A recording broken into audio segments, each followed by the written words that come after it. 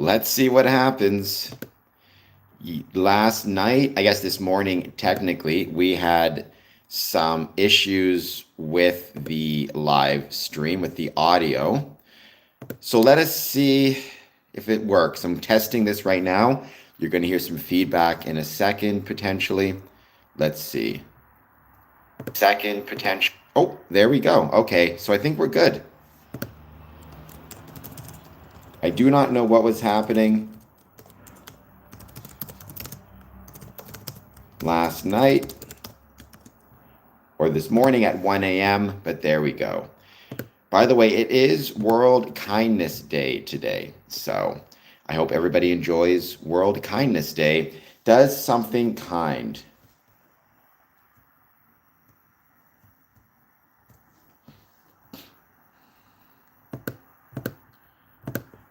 I was thinking of talking about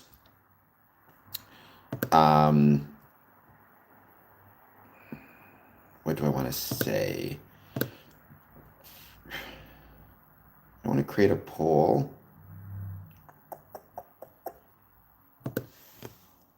Name something kind you saw recently.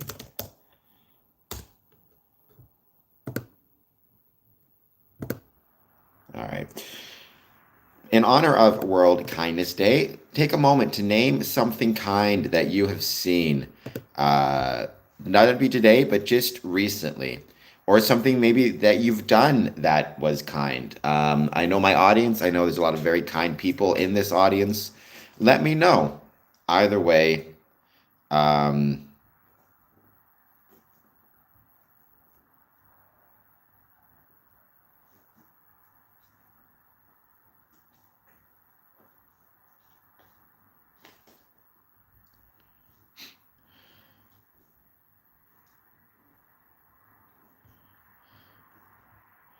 hello, Dad. How's it going? Oh, by the way, Dad, could you send me an email with Aunt Margaret and Aunt Lorna's contact info? I have um, uh, my cousin's info, but I need to contact my aunts as well.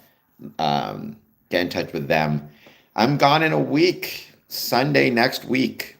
I cannot wait. I'm very excited. It's been a little while since I've traveled. I mean, I'm incredibly blessed and lucky to be able to say that. The fact that I traveled 2 months ago, and I'm saying it's been a little while because I travel frequently. However, it has been 2 months, which is a bit of a time for me. So I cannot wait. I cannot wait to be at to travel once again to visit the old country. I won't be live streaming while I'm in England, while I'm in the United Kingdom, but I will be taking some pictures and posting those on my personal accounts. So if you follow me on any of my personal YouTube accounts or personal social media accounts, you can find my pictures there. Um,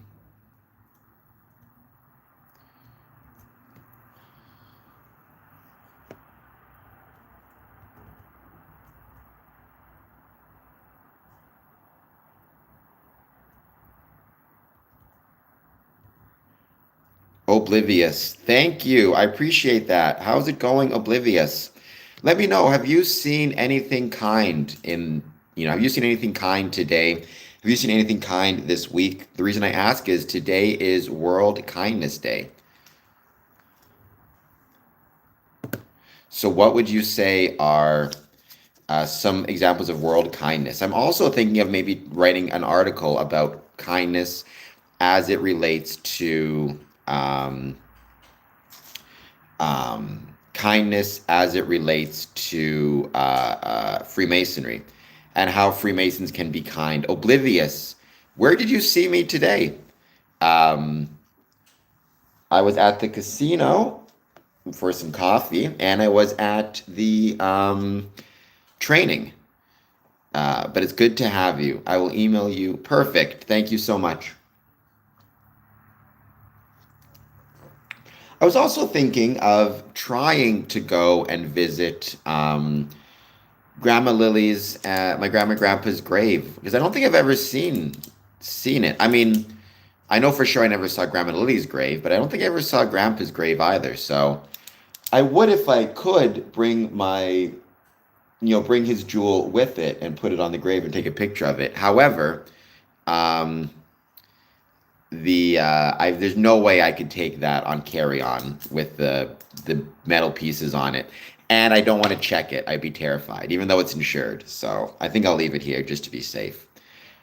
I meant here, okay, well, thank you, Oblivious. That's incredibly kind of you. However, I hope I'm not the exclusive daily dose of kindness. I hope you have other doses of kindness as well. Brat, welcome, Brat. Thank you for being here. Pinkatov, not everybody can see what you said because of the F word. But Brat, hit the like and subscribe button and let me know what your thoughts are on Freemasonry.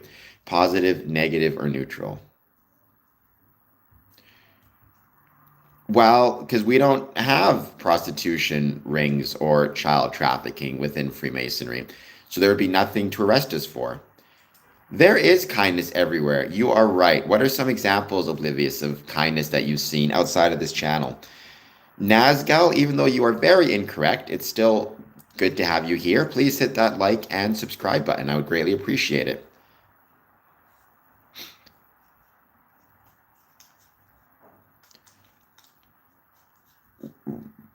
Royal, well, I'm not from Florida. I'm from Canada. I'm from Windsor, Ontario. Born and raised in Winnipeg. I've always said, and I still say, Canada is the greatest country in the world, in part because they're the greatest neighbors in the world. And I love the Shrine. Shriners are excellent. Shriners have done a lot of good for not just kids, but adults too, with hospitals. I mean, I'm missing both of my legs, but when I was growing up, it wasn't the Shrine that helped me. It was Variety Club and War Amps and Wheelchair Association. My Pop is the highest. Well, I don't know if Pop refers to your dad or your grandfather, or another relative, Matt S. If you want to let me know. Having said that, Matt, thank you for being here. I think you're new to the stream. Please hit like and subscribe. Keep in mind, though, what matters when it comes to the highest rank within Freemasonry, it's third degree. That's the highest rank. 33rd is an honorific. It's a wonderful honorific to have, but it doesn't make him higher than, let's say, a third degree Master Mason. Good for you. When are you joining? If you don't mind my asking. When are we going to, when might you be joining the lodge?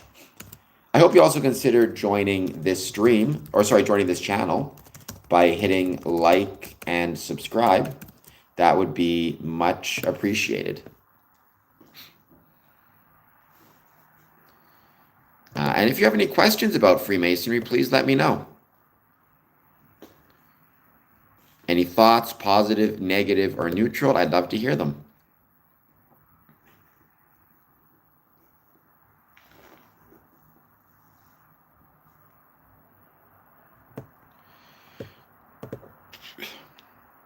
There are Masons around the world, not to freak out the conspiracy theorists.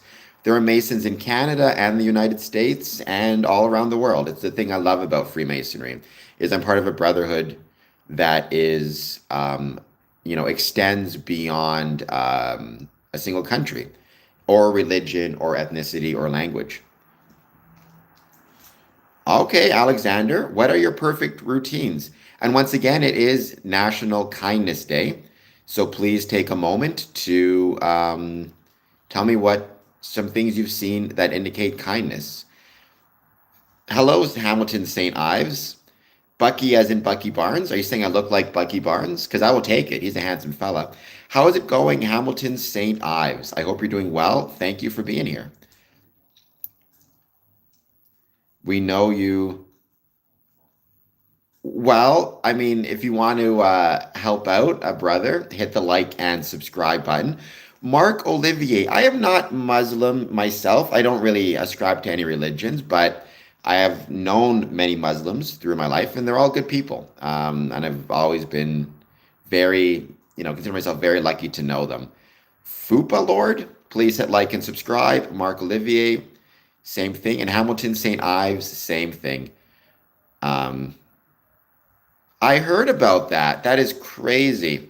I was shocked because the 1 cent coin famously has Abraham Lincoln on it. And in this very divided world, Abraham Lincoln is the one president everybody seems to agree upon was a great president for good reason. So I thought they would keep the coin forever just because of that. But what do I know?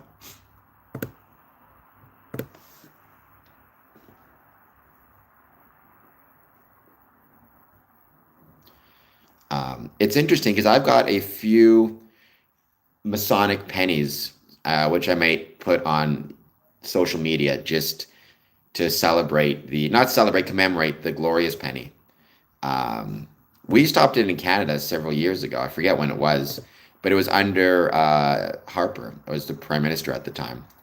It was one of those things where I think Stephen Harper really loved the last day of the penny just because it was one of those things where it's like a non-controversial event. He can send his finance ministers to it. They can do a little speech about the history of the penny. No one, there's nothing controversial. No one's going to say anything controversial. It's one of those things where like it's a super easy day at the office if your announcement is the last penny to be minted.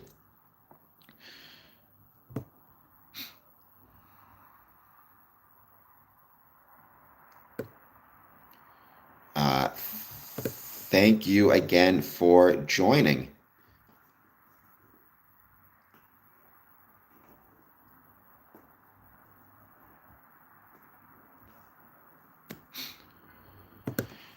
Let's give it a bit more time. Let's see who joins. Mark, Steve. Hello, how's it going? Thank you for being here. Any thoughts on Freemasonry? I don't think it'll make a big difference. Honestly, the penny costs more to make than it's actually worth, anyways. So if anything, it might help modestly reduce inflation, I would think. I don't think it's going to make, I mean, here in Canada, it's made no difference as near as I can tell. We haven't had the penny for maybe 15 years or so. I forget when we stopped minting the penny here in Canada. Welcome, Rondo. Thank you for being here, as always. I hope you're doing well. Hit that like and subscribe button. Anybody watching this, Stave, Fupa Lord, let's give it a bit of time and let's see who joins. The first hour, I don't have any real discussion or any specific discussion points. Rather, I just wait to see who jumps on and who wants to chat about Freemasonry.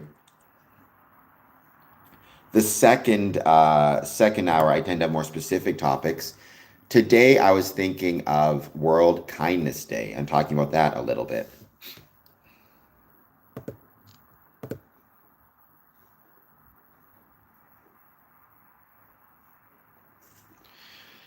Honestly, probably pretty soon. I wouldn't be surprised if within my lifetime, so I got about 35 years left, if I live to, the average life expectancy.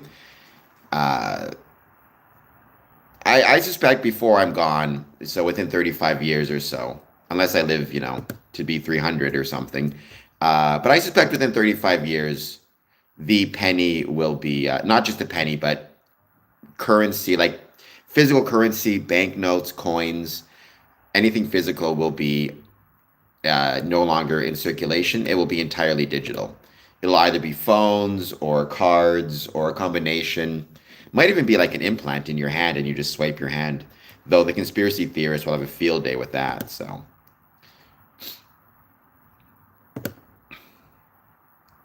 certainly would be safer.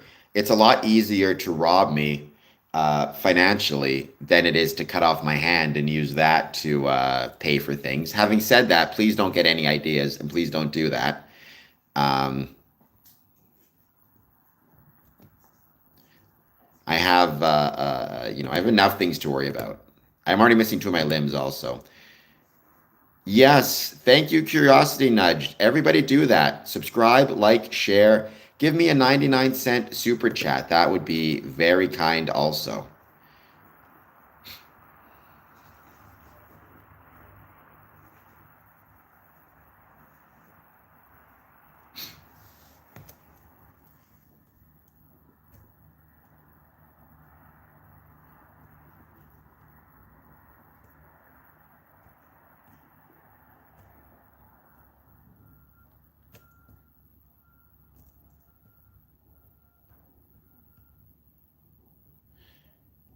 welcome. If you're just joining us, jump in the chat, hit the like and subscribe button. Once again, new stream, or my daily 1 p.m. stream. Today is World Kindness Day. Let me know if you saw anything kind. You know, you can put somebody, I guess the opposite of on blast, talk somebody up. If you've seen somebody being particularly kind, maybe you can let us know what you saw and give them a shout out. If you've done something kind, give yourself some credit as well and give yourself a shout out. I think when we talk about the importance of being kind, we shouldn't talk about just kindness to others. It's also important that we be kind to ourselves. The world is really challenging. If you're trying your best, be proud of your efforts. Give yourself some credit. Give yourself some kindness and some grace for when you mess up. And as somebody who has messed up dozens of times, I've had to give myself a lot of grace. And I'm sure I'll have to many years in the future as well. Because, like I said, kindness to oneself is important. And kindness to oneself doesn't just mean, being graceful with yourself. It also means doing those things that create a better life for yourself. So exercising is showing kindness to yourself. Budgeting is showing kindness to yourself. Eating well is showing kindness to yourself. Hello, Point Game Farm. I'm doing well. How are you doing? Thank you for being here.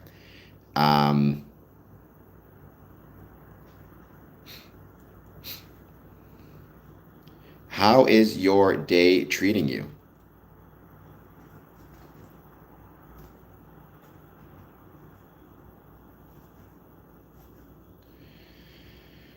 Well, Green, you do you.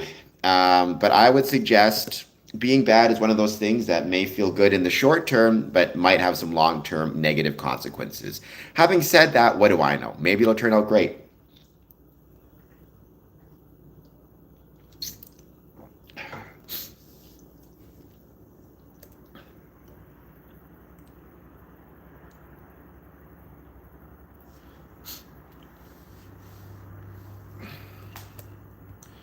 Green, though, thank you for being here. You know what? A very bad thing to do is hit the like and subscribe button and give me a 99-cent super chat.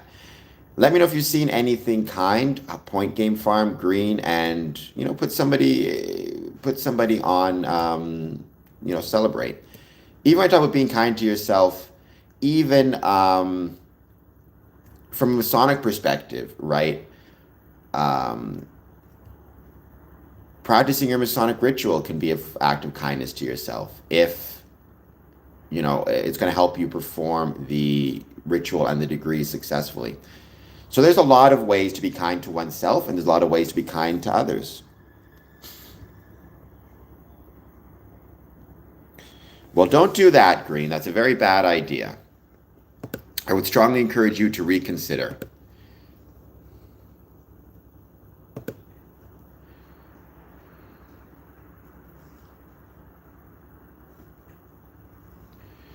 We're still just hanging out, waiting to see, as always, who is going to join. Please take a moment to hit that like and subscribe button. I'll be back on at 1 a.m. tonight, and then 1 p.m. tomorrow. And then over the weekend, I'm probably going to be sending out an email blast. So make sure you follow us on email.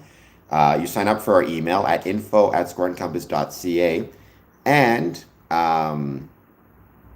we'll be posting some social media, probably some links to some stories we're working on for a Medium profile.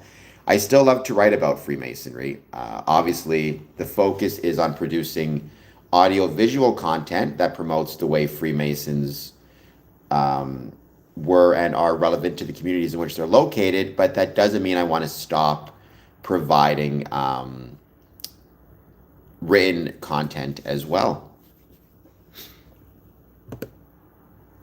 The real question is, can I make it when I'm in Scotland to Rosalind Chapel? I feel like I should. And there's a bus that gets there. It's just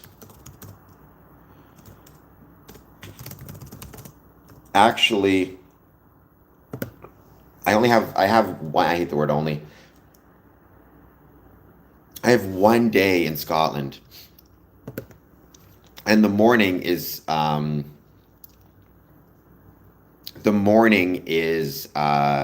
award ceremony. So will I have time to actually get there before I have to return to Newcastle? Also, just so nobody worries about me, I'm currently practicing my Geordie. I've been watching I've been watching a lot of Geordie Shore on MTV, trying to learn how to speak it properly.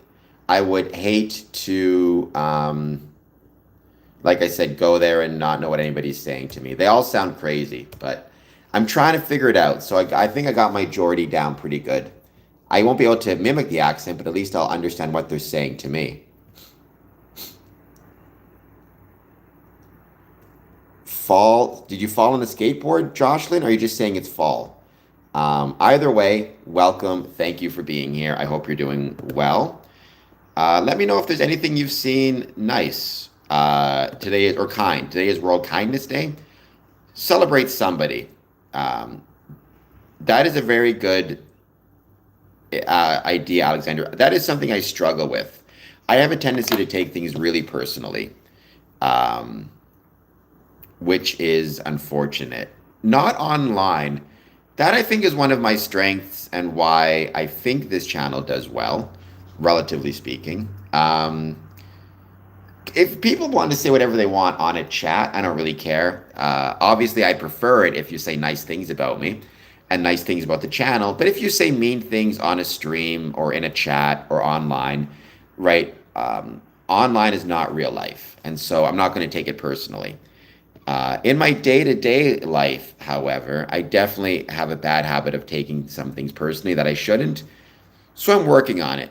Mr. Keeps, I'm on about a couple things. Today is World Kindness Day. So let me know if you saw anything that, recently that stuck out to you as particularly kind, or something that you've done that's particularly kind. Give yourself some credit. Even it could be something that you've done as an act of kindness towards yourself. Like, for me this morning, I trained some MMA, I trained some boxing, and that's an example of being kind to myself, right? Doing something good for me, at least, or being kind to my future self. My present self was quite miserable about it because my arms are sore and it was very painful, but my future self will be thankful. Um, Beyond that, I'm also on about whether or not I can visit Rosalind Chapel while I'm in Scotland. I'll be in Scotland for one day on the 26th of November, and I'll be at the Grand Lodge of Scotland for much of that day. Will I have the chance to get to the Rosalind Chapel?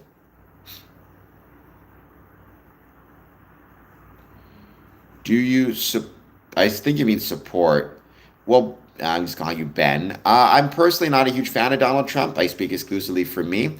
Masons have their own opinions on politics and political ideas. Within a lodge, we're actually not allowed to discuss politics. Um, so I can speak for myself personally and exclusively and say I am not a fan of Donald Trump. So take that for whatever it's worth. Um, and I also very much hope he never is in a situation where he's equivalent to a king. America is a democracy. It's funny, actually.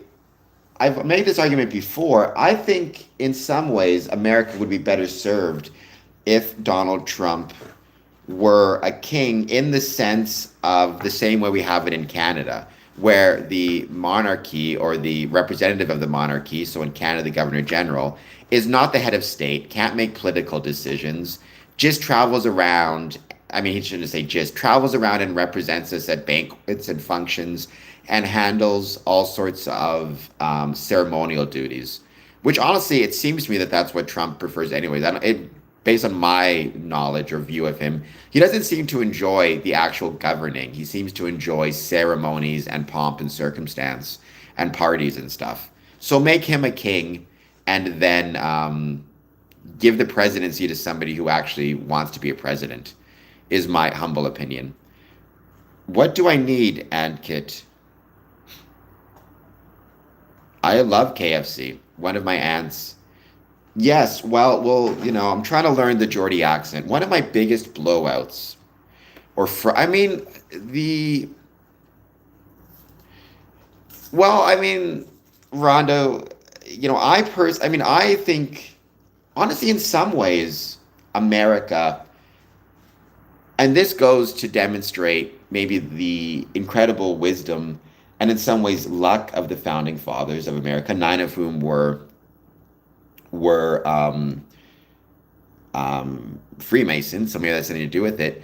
The type of republic that, America is, a constitutional republic, those actually have historically very low rates of success. Generally speaking, constitutional monarchies or democratic monarchies tend to actually have greater success over longer periods of time. America is an exception in the type of government that it is. Basically, what it did is it took the idea of a monarchy and placed it in the hands of a document, the Constitution, right? And then later on the Bill of Rights, which were the first amendments to the Constitution. Usually, that's not how it goes. Usually, in stable democracies, you have a head of government and a head of state, right? In the case of America, your head of state is basically the Constitution. But it's funny, like I said, and even I think Jon Stewart made this point. It was like Donald Trump seems to enjoy the pomp and circumstance way more than actual government and governing. So make him a king, get him out of the way, let him do that stuff, and any actual decisions that need to be made about the state of the country, give that to the president. I don't know. The West Wing did a really interesting episode about this, where it was a new country was forming. They traveled to America, and they met with a White House staff member, Toby Ziegler, to assist in developing their constitution.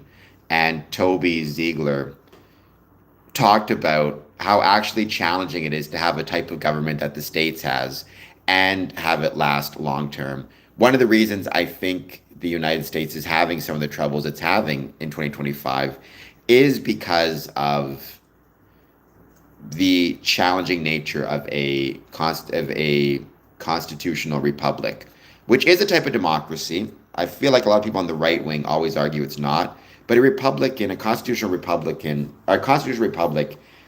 is also democratic in its nature, or can be democratic, right? The two are not opposed to one another.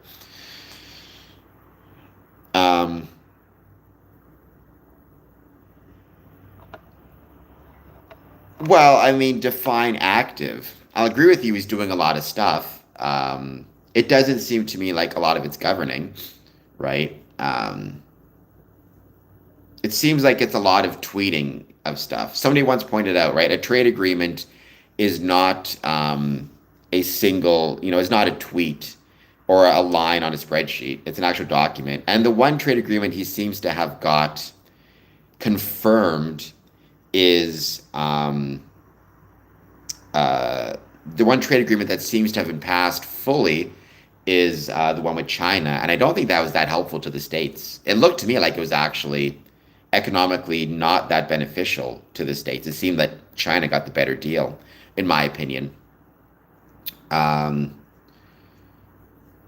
Beyond that, I mean, Iran, but I mean, you could call Iran governing, but again, that's kind of, I would say the Iran strikes, if that was truly governing, that would have been going to Congress, they would have been getting authorization, right? Governing can't just be making an executive proclamation. It's got to be working with the other branches of government. I don't know. It seems like it's more. I don't think executive orders are governing. I mean, I guess if you want to have a very strict definition of it, then by that token, everything is governing, right?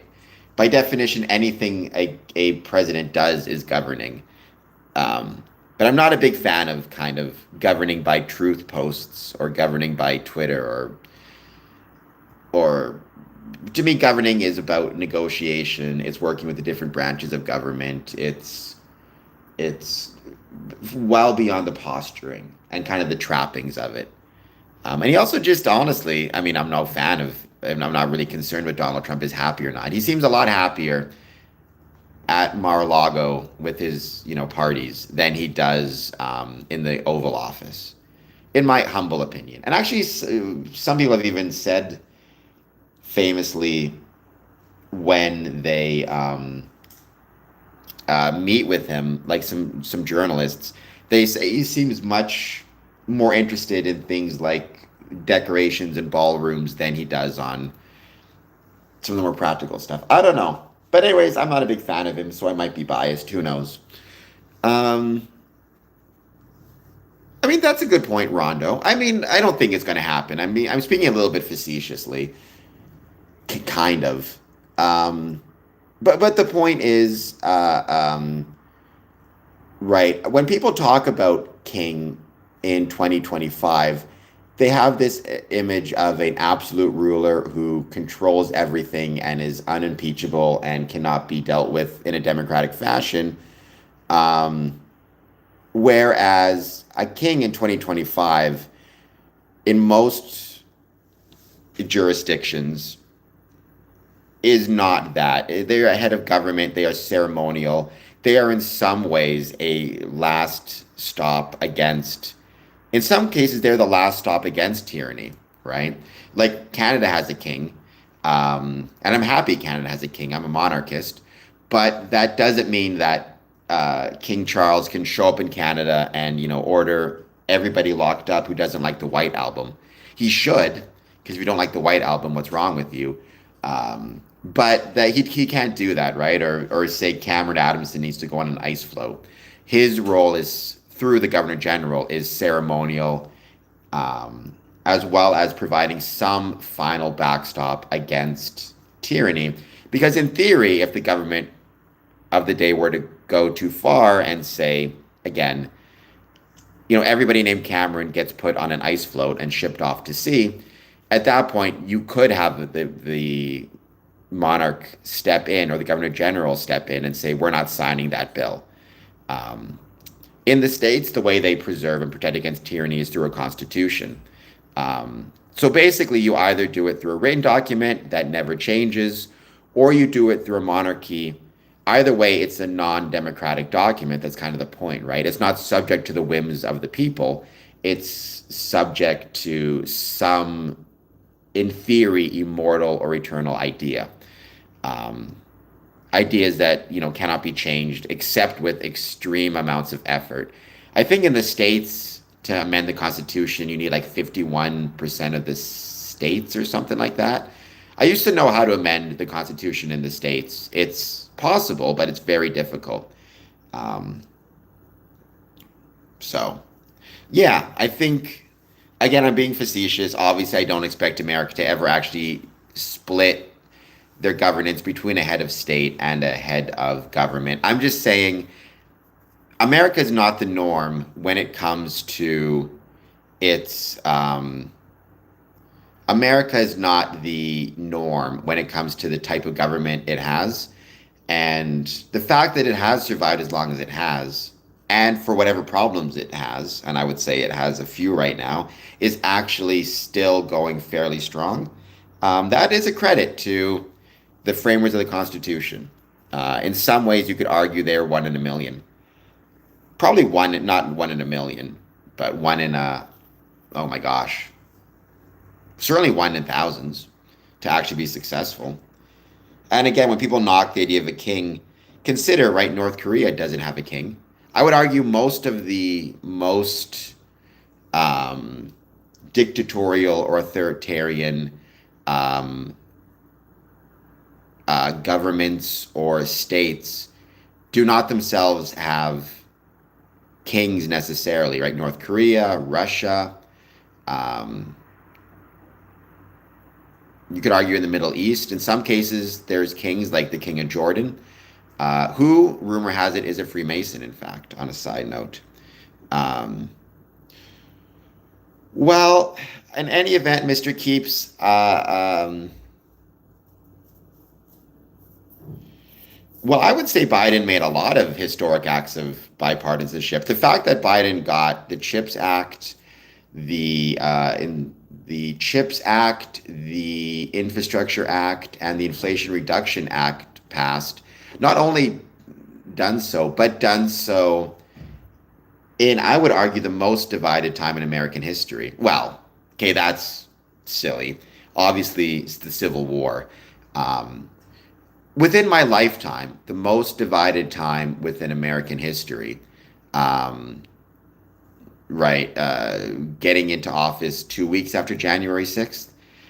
I was very impressed by those things, which is why I've said before, I'll say it again, right? He's one of my favorite. Certainly, I think he was the best president of my lifetime, not by historic means. For that, FDR, LBJ, George Washington, Lincoln, Teddy Roosevelt.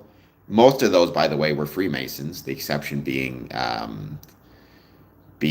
Lincoln. But Lincoln did love Euclid and geometry. So, um, so I would say Biden um, had far more acts of bipartisanship than Donald Trump did. I mean, if you look at even, let's see, number of bills passed by Biden.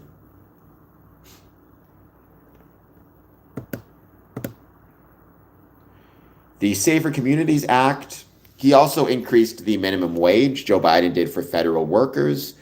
Um, he expanded U.S. healthcare for veterans. He brought in semiconductor manufacturing. I forgot about that, but one thing I'd mention also is he increased the minimum wage for federal employees. Now, they haven't been getting paid in the last 6 weeks. Now that the government shutdown is over, they can take advantage of their increased minimum wage. But I would say those are some pretty good things. People keep saying the auto pen. I mean, I'm pretty sure. I mean, my suspicion is our friend Donald Trump uses the auto pen fairly frequently also. I would not be so. And there's the Epstein stuff, James, which does concern me quite a bit. I don't want to speak too much on it because I don't know a ton about it. But it does concern me a little bit, that stuff. Well, he did a terrible debate. Yeah, there's no question about that. Having said that, I would not have switched him out. My suspicion is he might still have actually been able to win. I'm not shitting. I love America, Todd. I've said it a million times. I'll say it a million more. Canada is the greatest country in the world. One of the reasons we're the greatest country in the world is because we have the greatest neighbors in the world. I love the States. Not a fan of the current president, but that's okay. Presidents change, right? One metaphor I've used frequently in the past is because I think about it in terms of Freemasonry, right? Freemasonry is all about stonework, right? Politics is like sand. It changes over time. It blows away over time. The bonds between Canadians and Americans, or at least the Masonic bonds between Canadians and Americans, is like stone. It's going to outlast Trump. It'll outlast Carney. It will outlast the next president and the next prime minister and the one after that. Whatever the particular issues are in a moment, political or otherwise, that's not going to affect or shouldn't affect our long-term relationships between the two of us. Having said that, Canada is not failing. I'm actually a big fan of Canada. I can tell you Canada's been great to me. I feel very lucky to be born in Canada, and it continues to be great to me. Just this morning, right, I got up, wheeled to my workout, did some MMA, came back, got some coffee, I'm getting my passport renewed. That's almost done, right? All the functions of I saw the police. All the functions of a functioning society seem to be functioning quite well. And I know I just used functioning 3 times in a sentence, but there you go. Um, right? Whenever people say that, it's like I go to the hospital, I go to the doctors, I get care. If I need it, I got my wheelchair. That was covered in part by the government. Um, so this idea of failing, it's like I look out my window, things seem pretty good to me. And I know Canada is beyond my window, but I do think sometimes there's this tendency amongst the more cynical people, such Todd Long, I don't know you, but I would say there's a level of cynicism there, to ask people to kind of ignore what they see in front of them in terms of how well their life is going and instead focus on negative news stories. But, you know, what I see around me in my day-to-day life is a pretty great country. And that is one of the things I like about Canada. We have our universal healthcare system. It's not perfect, or single payer is what I should call it. It's not perfect by any means, but it has always treated me incredibly well. I feel very lucky to have universal healthcare. Um, and yeah, and also not just me, but my family, my mom. No, I feel very lucky that I have my universal health care. And yeah, the government covers 75% of the cost of a new wheelchair. The remainder, it's your own insurance or out of pocket. But hey, 75%, you can't complain about that, or you shouldn't complain about that, anyways. Um, don't forget, today is World Kindness Day. If you have any examples of kindness that you've seen, either to yourself or others, let me know. By the way, Rhonda, what would you say is something kind that you've seen recently? Could be something you've done, something other people have done, something you've seen. Could even be an act of kindness towards yourself.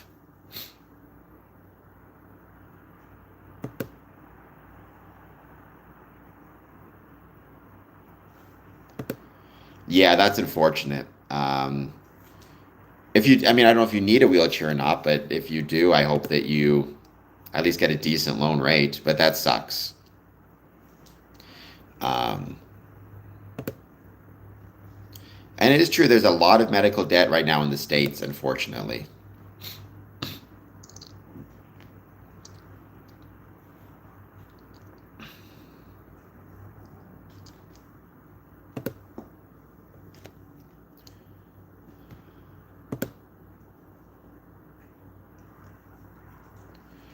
All right, let's give it a bit more time. Please hit the like and subscribe button. Thank you for joining us. Uh, Another 15 minutes, then I'll start on World Kindness Day and Freemasonry, or how I think Freemasons can particularly practice kind acts. Because in my opinion, to be a Freemason puts you in a privileged position to be kind to those around you, including your brethren.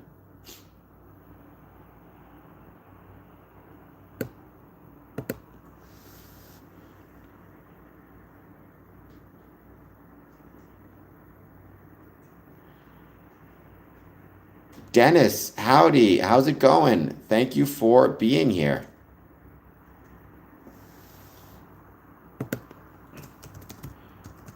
Oops, I got to sign back in. Yesterday I was trying to figure out how my um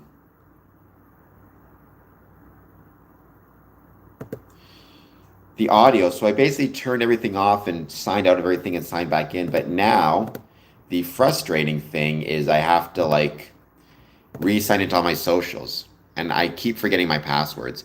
I've got so many social media passwords. It's crazy. It is definitely a problem. Let me know if you guys have that same problem. The God is kind. Hey, I'm happy that you're still alive. Um, I'm very happy that you're still alive, that you're still with us. I hope that you are doing well as well.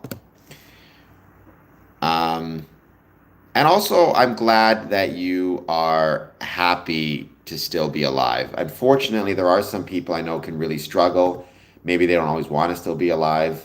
To anybody watching this, if you are struggling and feeling down, at least know I'm happy that you're still here and that you're alive. Um,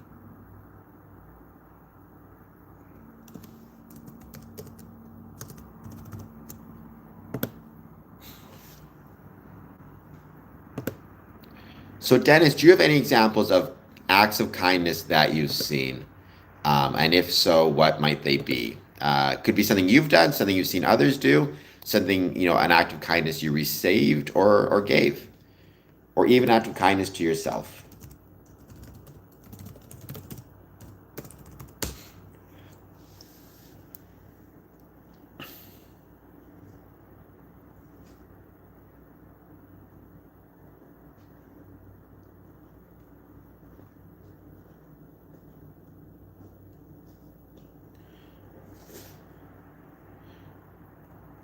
Mr. Keep says the hell. Do you mean the hell of, or did you lose me? I don't know what the hell means.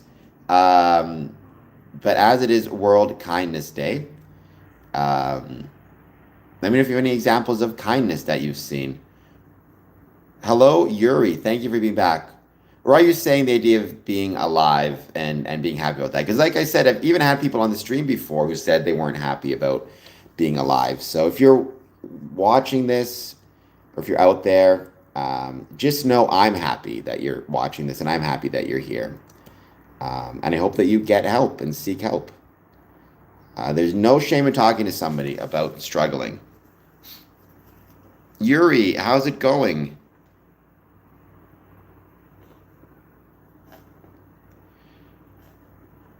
What did I bump my head about? What in particular? Um, and thank you for the $5.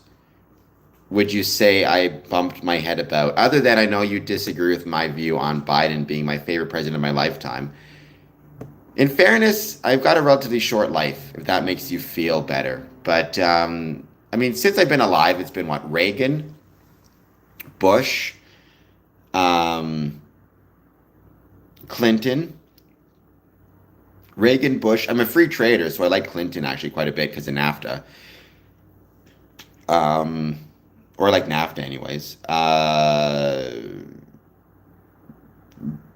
Reagan, Bush, Clinton, Bush, Obama, Trump, Biden, Trump. I had to check. Oh, that's weird. I mean, computers can be funky sometimes. Like, obviously, this morning, 1 a.m., for whatever reason, my audio wasn't coming through. Technology is only great when it works, right? Well, Dennis, you and Mr. Keeps are somewhat on the same page. I don't know if Mr. Keeps thinks he's the best president, but I know that Mr. Keeps is more a fan of Trump than Biden, that's for sure. Why do I like Joe Biden? Again, I'm speaking, I got to always make this clear. I'm speaking exclusively for myself. Um, right? Freemasons actually are not allowed to discuss politics within a lodge. And I do know some Freemasons who are big fans of Trump and very much do not like Joe Biden. And I know some who are more on my side of it. Increasing the minimum wage for federal employees. Forgiving student loans for a certain percentage of those who got the loans. Obviously, he tried to do it universally. He was not successful, but there was a percentage of student loans that he was able to forgive, given through a special program. Then the CHIP Act, the Infrastructure Act, and the Inflation Reduction Act. So those are the right. I think more often than not, when I judge a president, I tend to judge them on legislation passed. That's why LBJ is one of my favorite presidents because of the Civil Rights Act. Even though you could argue his foreign policy was pretty atrocious. So yeah, I guess those would be my examples. Um, And also, I do grade him on a bit of a curve because coming in after January 6th was, again, obviously the states has been more divided historically, the Civil War, um, but um,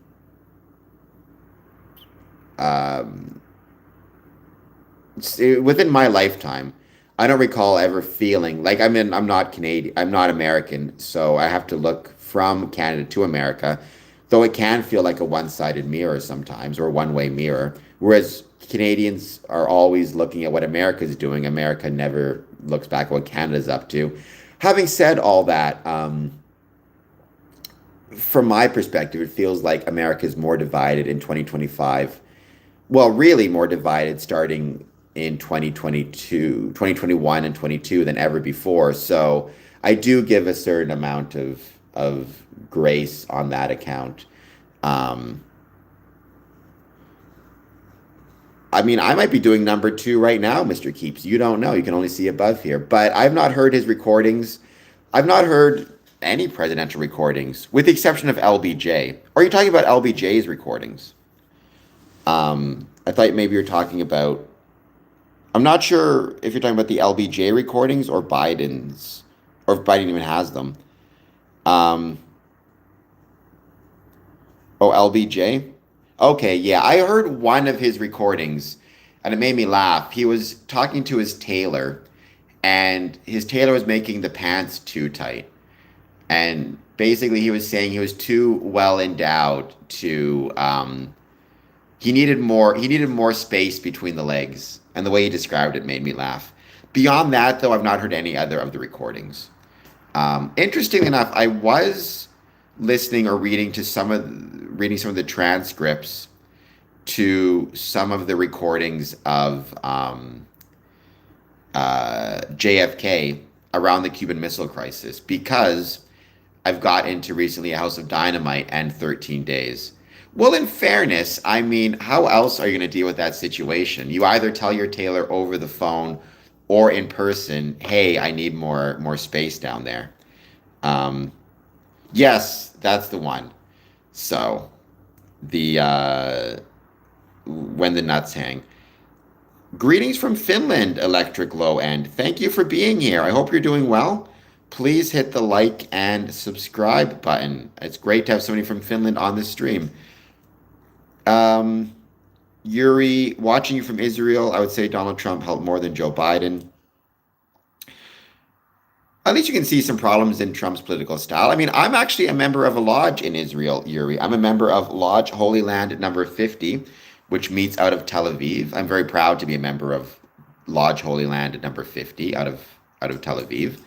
I'm very proud to be part of the Israeli Masonic Grand Lodge. I don't know. It's one of those things where it might be careful what you wish for, right? I'm not sure if we'll see what happens, right? Because if Trump does make good on his, I don't know how official it was, but his plan to turn Gaza into kind of a resort, I think that might come with more headaches for Israel and America than they would expect.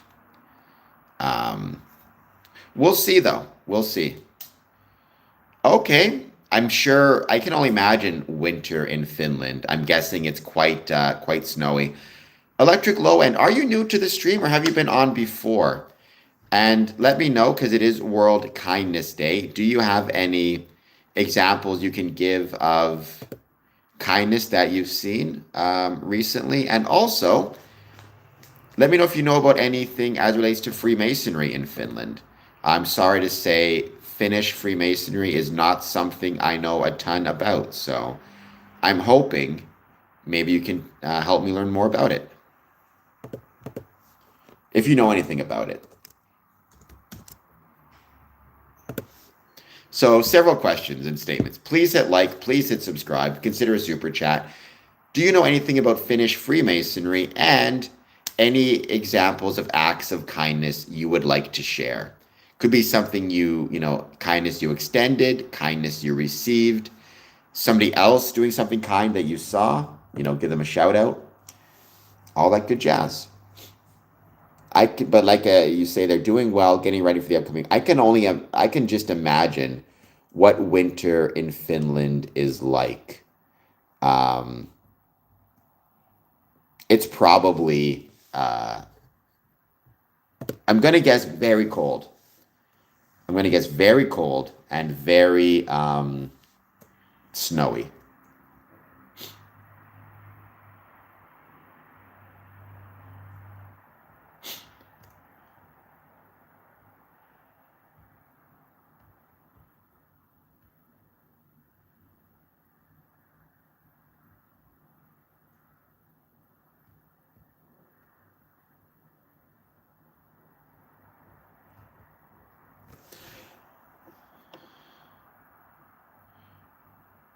We're just going to give it a bit more time. Like I said, in about an hour, I'm going to start talking, or an hour into the stream, I start talking about. I'm going to start talking about World Kindness Day and Freemasonry. However, for now, I'm just going to wait and see what jumps in the chat. I am new, sadly. Okay, well then, Electric Low End, please hit like and subscribe. Okay, I said Freemasonry, general kind of explanation. It's a civic group. It's a social club. It evolved from stonemason guilds in medieval Europe. Um, I like pancakes. I like raspberry topping. I hate whipped cream. I think it's gross.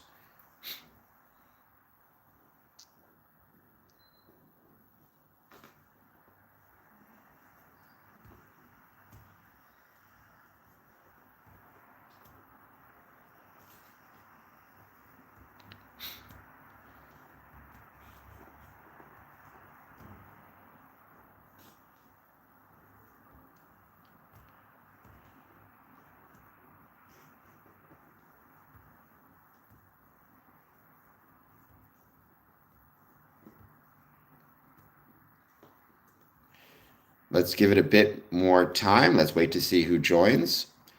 And so, like I said, the Freemasonry started electric low end in England, um, or Scotland, depending. It started in either England or Scotland around 1634. The first Grand Lodge was formed in 1717, and basically it expanded from England around the world.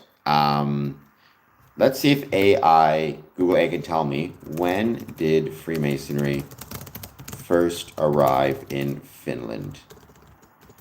I'm assuming it came through England, through the Grand Lodge of England at the time. Mid 18th century. So the first Masonic lodge, according to Google AI, in Finland was founded in 1756. It was the Saint Johannes Login and Saint Augustine Lodge. It was established in connection with military fortifications for the officers stationed there. So I've said this a million times. One of the ways that Freemasonry expanded throughout the world and around the world was through military engagements or military detachments traveling on the world and bringing Freemasonry with them. And you still see that today in the Middle East, where the one place that you still see Freemasonry in the Middle East, in many instances, is on American military bases. Yes, I have a gorilla voice, but that shouldn't stop you from hitting the like and subscribe button. And thank you for being here.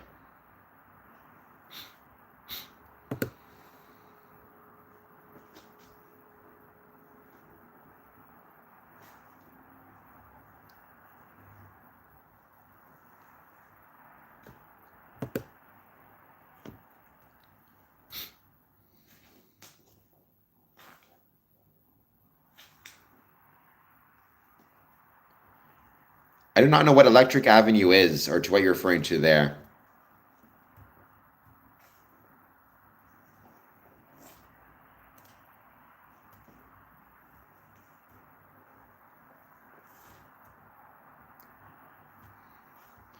I know it's a song, but I've never. Is it just a song you like? All right, let's give it another couple seconds and then we'll get started. Oh, I hate it when that happens. I mean, I love music, but when one song is just going in your head over and over again, that can be challenging.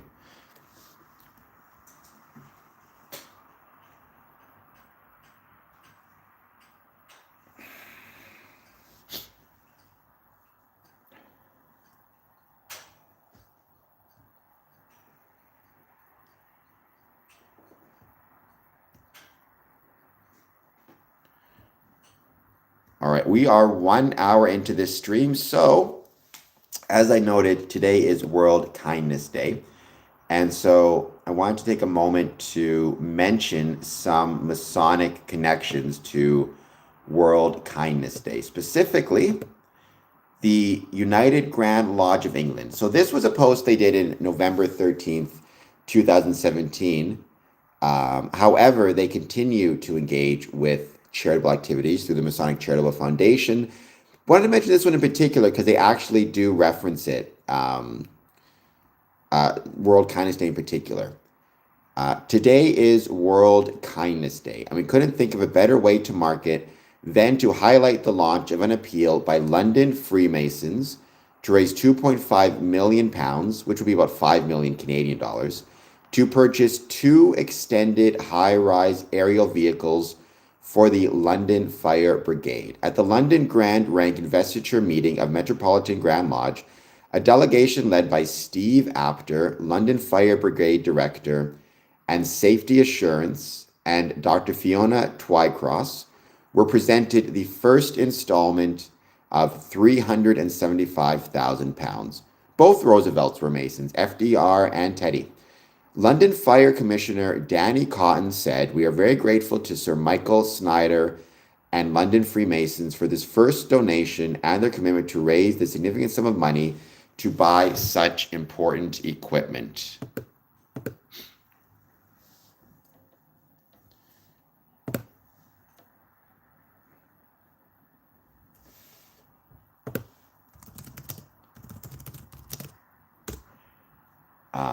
But both of them were.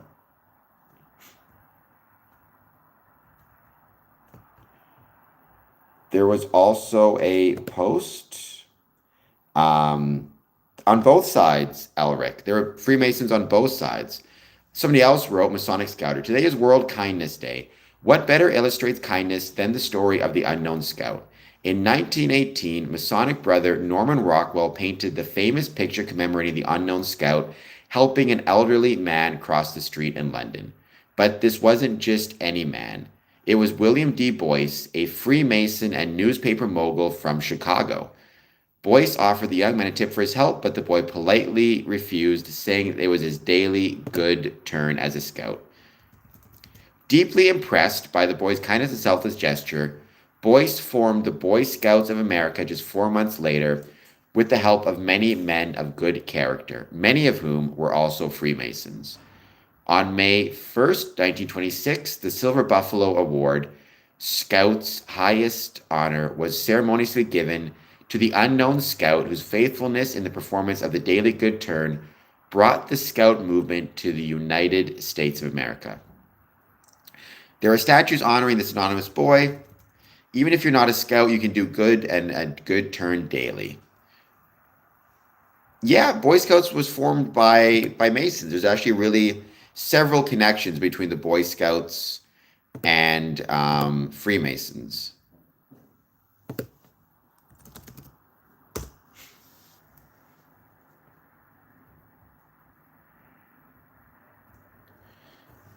The Midnight Freemasons actually wrote about this as well. Time for little kindness. Those who are kind benefit themselves, but the cruel bring ruin on themselves. Oh my gosh. The Young Farmers of America, or the Future Farmers of America, and another agricultural group, which I can't think of now. Again, it's not that the Freemasons, gathered together and hatched a kind of plots or plans to form these groups. It's more that Freemasonry is so ubiquitous that if somebody saw the need for a group or a civic organization, it was very often Freemasons who first saw that need and decided, in addition to their Masonic commitments, would start this group. So, Boy Scouts, Future Farmers of America, another agricultural society that I can't think of now. Free Gardeners may have been, or may have started in conjunction with. Odd Fellows have significant Masonic influence. Um, um, the Mormons, the founder of the Mormons was a Freemason, Joseph Smith. The founder of the Illuminati was a Freemason who left Freemasonry, Adam Weishaupt. He left it and started a different group. Um, so yeah, um, a bunch of others I can't think of now. Hey, I'm new here. What's your channel? My channel is all about Freemasonry, Arnav. By the way, Arnav, please hit like and subscribe. I'd very much appreciate it. Consider doing a 99-cent super chat. And yeah, I hope that you are doing well. So, as again, Midnight Freemasons, those who are kind benefit themselves, but the cruel bring ruin onto themselves. Well, Mike, that is not true. I've been a Freemason since 2007, so 20 years almost. Never seen any blood, period, baby or otherwise, and adrenochrome does not exist. So, of course, that is what you would expect somebody to say if they were ingesting such things. So, I guess you doesn't take me at my word that as a Mason for 20 years, I've never seen any indication or of blood of any type, nor of quote unquote adrenochrome.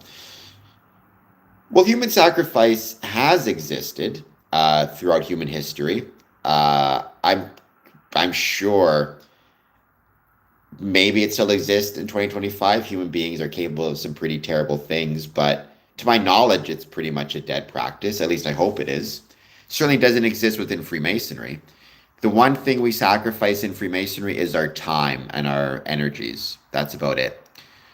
One of the fundamental tenets of our fraternity is that of brotherly love. Within this concept, we are taught to treat others equally with respect and tolerance. Digging down further, we learn that we should use kindness towards others. Kindness is a pathway to getting to know someone else in a much deeper and meaningful way. Any quick review of social? I do not worship Moloch. So Freemasons, Mike, we do not worship any particular deity. Rather, each Freemason worships his or her, for that matter, own supreme being. So we have Christian Freemasons, Muslim, Jewish. When I say Christian, I mean both Catholic and Protestant, Hindu, Sikh, Indigenous. Even like me, I'm not religious. I don't necessarily believe in the Bible per se, but I believe in a supreme being. But there is no single deity to which all Freemasons, or of which all Freemasons believe. Well, the Bohemian Grove is not related to Freemasonry. It's a separate group. Alex Jones Alex Jones is wrong about most things in life, but Alex Jones often conflates Freemasonry or Freemasons with other groups. And we also do not worship Jah Bull. Again, there is no one thing that Freemasons worship or one deity, because Freemasonry is not a religion. So it's not about worshiping anything, right? To be a Freemason, you must believe in a supreme being. The nature of that supreme being is up to you, or it's up to the member. So again, we have Jewish, Muslim, Christian, Freemasons, Masons like me who are spiritual, but don't necessarily believe in a particular religious doctrine. Indigenous, Wiccan, Wiccan. But Freemasonry is not a religion. Moloch is an owl god that apparently a bunch of people at Bohemian Grove worship. I know that because people keep telling me to look him up when they come on my streams because they think we as Freemasons worship him. It is definitely not some type of witchcraft.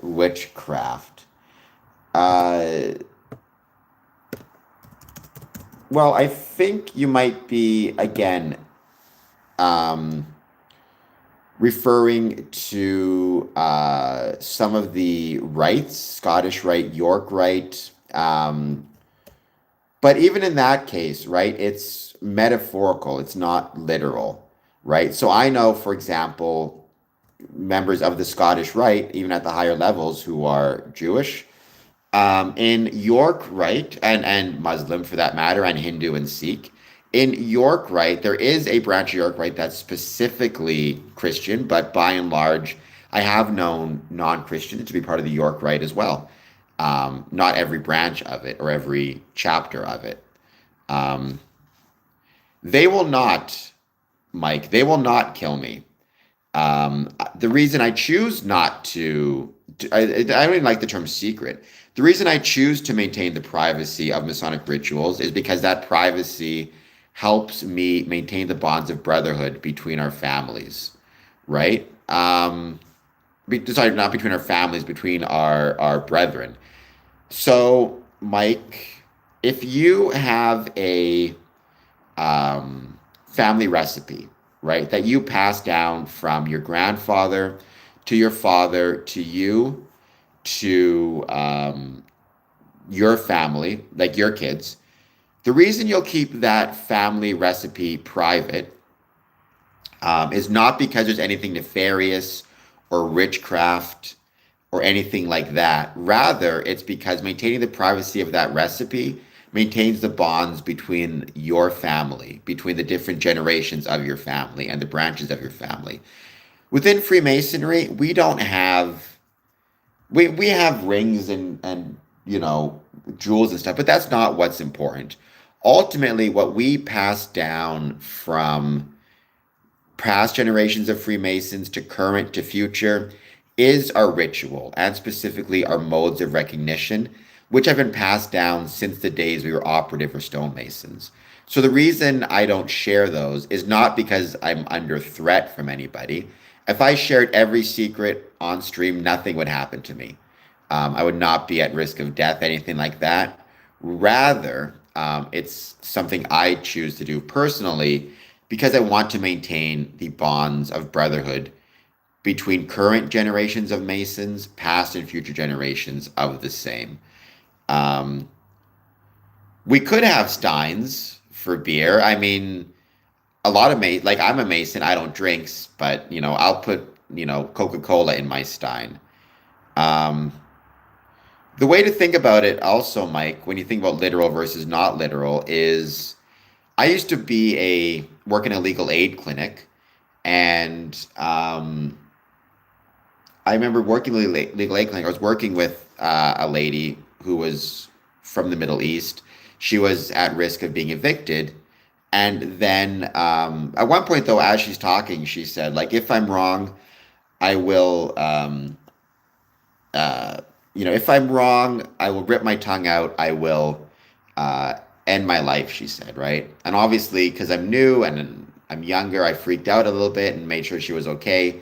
She didn't mean literally she would do that. It was a way for her to express how important she considered what she was saying to be, that she would say those things. It didn't mean she would literally rip her tongue out. Um, well, Liberty Bible, I've been a Freemason for 20 years. My dad was, my grandparents were. We believe my great grandfather was. I don't think I'm cursed. I seem to be doing pretty well. So, um, um, so I guess what I'd say is I don't see any evidence of a curse to me. I mean, unless you want to consider the fact that I'm so handsome, and if you want to consider that a curse, then you know what? That's fair.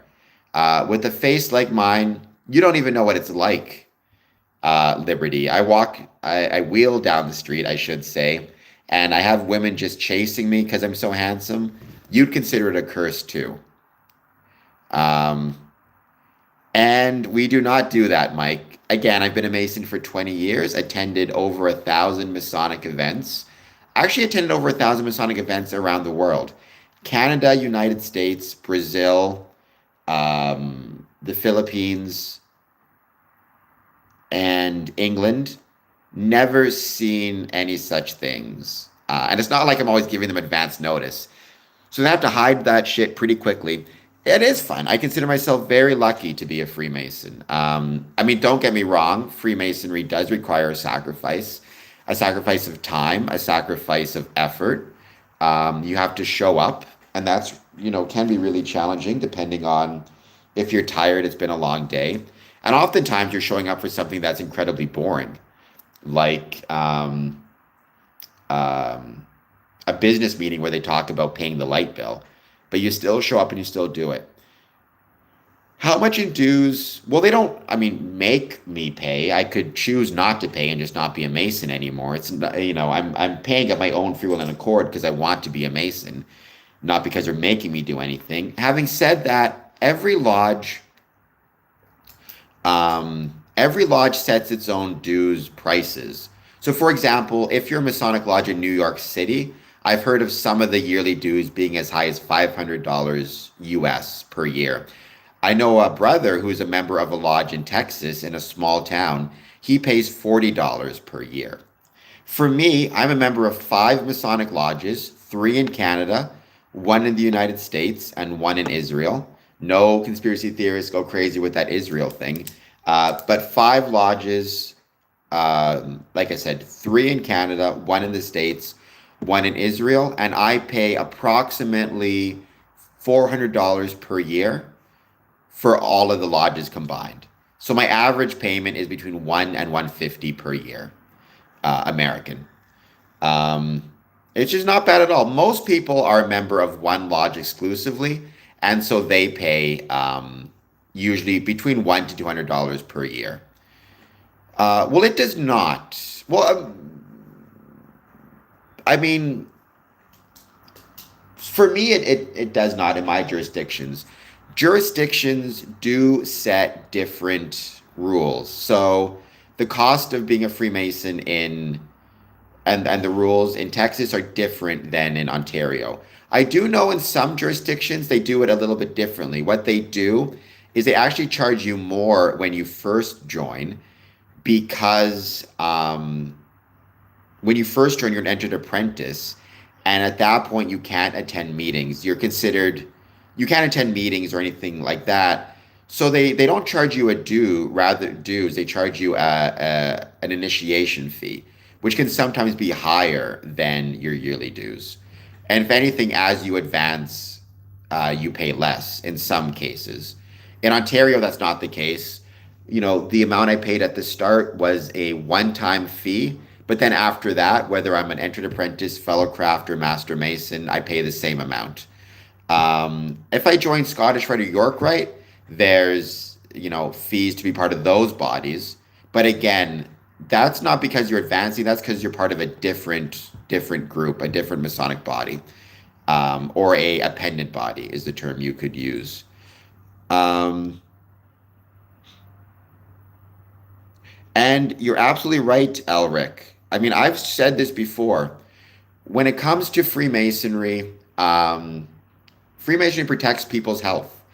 And it does protect people's health by giving them socializing. The Governor General in 2023 wrote a report saying one of the biggest health crises facing Americans, was a lack of socialization and a lack of people having friends, especially young men. Freemasonry protects people's health. People can go to church. I would encourage them to go to church. Freemasonry actually encourages the members to be faithful to their religious beliefs, whatever they might be. So Catholic, go to church. Christian, go to church. Muslim, go to the mosque, Where does the money go to? That's a good question, Mike. So the one thing that people need to understand about Freemasonry is there's not a single Masonic governing body that exists at a global level, right? So a lot of people think, Mike, and this is incorrect, they imagine that there's like one Masonic governing body that sits on a mountaintop in, I don't know where, sits on a mountaintop somewhere and controls Freemasonry around the world, which is not the case. Freemasonry is jurisdictional. So For example, when I first joined Freemasonry, I was a member of one lodge, and that was Windsor Lodge number 403. And so for the first about 10 years of my Masonic career, I paid my dues exclusively in that one Masonic lodge. Now, the money never left Ontario. It never left actually Windsor, where, the lodge is located. It went to the treasurer of the lodge, who put it in the bank account, and then it was used to primarily the lion's share went to maintaining the building in which we meet, because obviously buildings have expenses, um, whether it be the bills for electricity, upkeep, property taxes, insurance for the building, whatever it might be. So the lion's share went to the building. Then a percentage of that money went to pay our Grand Lodge in Ontario. Um, so the governing body for Freemasonry in Ontario is the Grand Lodge of Ontario. They're located in Hamilton, Ontario, right? They basically charge, you could think of it like a tax or an assessment of $10 per member. So just to give you a rough estimate, if I paid $100, about 60% of it went to cover the cost of the building. 10% of it went to cover the assessment from Grand Lodge to cover their expenses. That's how they pay for their building, their secretarial work, their administrative costs. Another 10% went to cover costs at the local district level. So if all the lodges in Windsor wanted to hold an event, it would come out of that. And the other 20 was used by the lodge to pay for refreshments, to pay for dinners, to hold events, perhaps. That's kind of how it goes. But the money never leaves the district. Mike, did that make sense? I hope it did. Liberty Bible said a couple things, but they're gone now. Liberty Bible, I hope you're still there. And yeah, the charity aspect of it, again, that will be decided at the lodge level. Some of it does go to benevolence as well. So if a brother, let's say, loses his job and is at risk of losing his home, then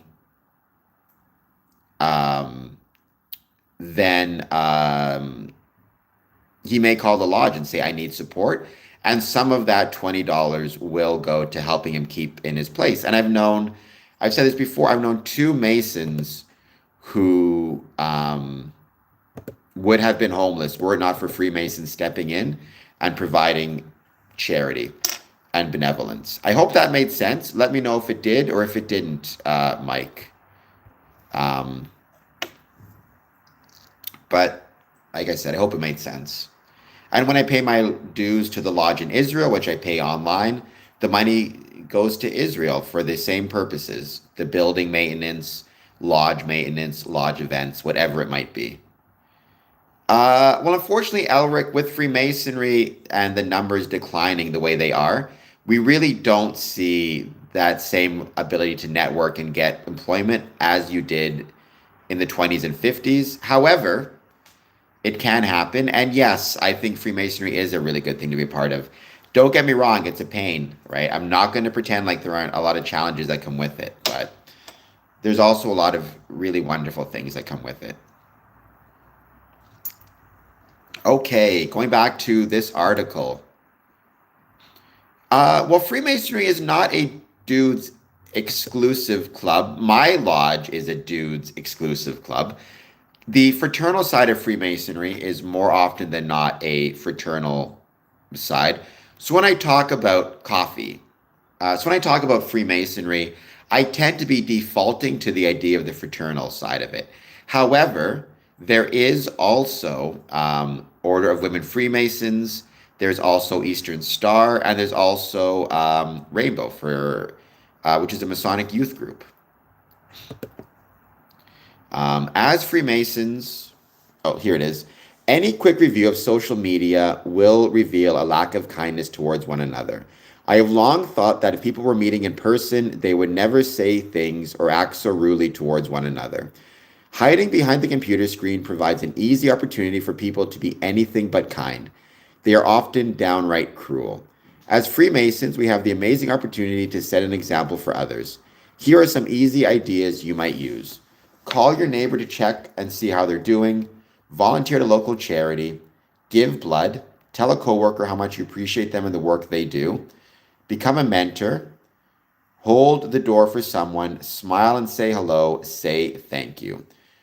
The last couple of years have been tough on all of us, but with a little more kindness in the world, we can weather this current storm and soon arrive at a wonderful, sun-filled day with the hope of a bright future for all of humanity. Now, I've used this expression before, and I still believe this. We in Freemasonry are in a privileged position. I know privilege has a lot of unfortunate political baggage with it, which I'm not a fan of. Um, but when I say privileged position, I mean we are in a privileged position in relation to the broader community and the rest of the world. So, I am in a privileged position with my neighbor. I'm close to them, physically. I live close to them physically. I see them more often than others. Because of that, it means I'm in a privileged position through which I can meet with them, see how they're doing, and offer them help. Within Freemasonry, we have that same type of privilege. I'm in a privileged position to meet with people I could not otherwise meet. Um, my Masonic brothers. I have access to resources and knowledge such as benevolence funds, charitable opportunities that I would not otherwise have access to. And if a brother's struggling, I'm more likely to know it and be able to offer help. So, the same way we're in a privileged position as it relates to that type of help, we're in a privileged position as it relates to kindness. We in Freemasonry have more opportunities to be kind than others. Um, we can be kind to our lodge brethren. We can be kind to the community. We can be kind to those around us. We should know about access to things like benevolence, who has benevolence, how we can acquire it, and how we can make sure that if a brother is falling on hard times, he can acquire benevolence. One of the things I've said when it comes to my idea of psychological first aid is, I think Freemasons should, as a matter of course, um, have a certain basic knowledge of things like what is the number to call if someone is contemplating hurting themselves? What is the crisis line? What is the 24-hour crisis line you can call if you're having thoughts of hurting yourself? 988, by the way, is that number. So if a Masonic brother calls you and says, I'm struggling, first you can just talk to him yourself, but you can give him that number to call if you think he needs more support. Having a list of who in the lodge has a spare bedroom or a spare couch where people can crash or rest if, let's say, they lose their home to a fire, heaven forbid, or they get divorced and need to move out. Do they have a place they could live for a time while they're finding a new place? So if a brother calls you and again says, my house burned down, heaven forbid, do you have a list of places he could go? And also, do you know anything about those places? So, for example, let's say this brother is older and can't walk up and down stairs, or can't walk up and down them well. Maybe don't send him to a brother's house where there's a flight of stairs to get to the spare bedroom. Know which houses are available for which brethren, or work best for which brethren, or the limitations, right? Do you know the benevolence fund, how to get in touch with the benevolence chair, and the process through which you can apply for benevolence? So again, if a brother calls you and needs that support, you have it there, right? All of this is an example of practicing kindness, both kindness to others who may need it and kindness potentially to yourself. So if you find yourself in a situation of needing help in the future, you know the resources that you can contact. Um, it is. And Dad, let me know. Shoot me off an email. Let me know how your medical appointments are going. And if there's anything you need help with from me, anything you need me to send, shoot me off an email and let me know. And thank the brother on my behalf for picking you up. or drop, for taking you there. But if you do need any help with anything, let me know.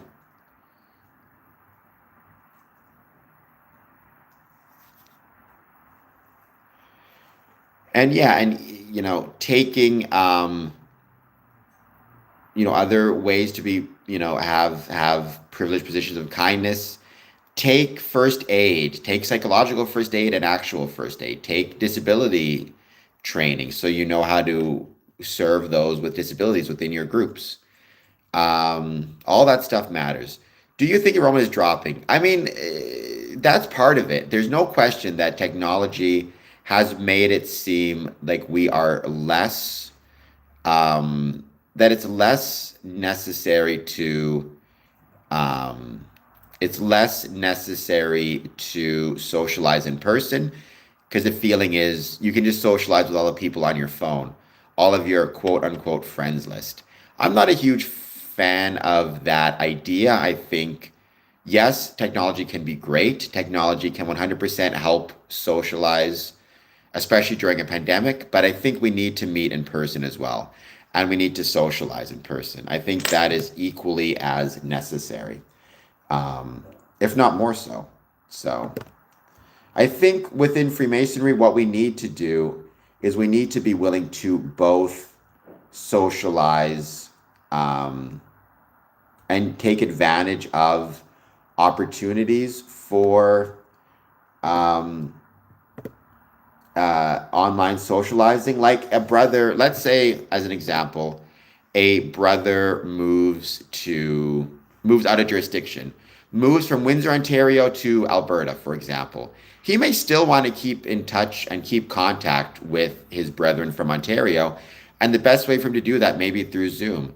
So maybe scheduling a Zoom call once a month, every 6 months with our brethren from around the world who have traveled might be a pretty good idea. One of my humble opinions.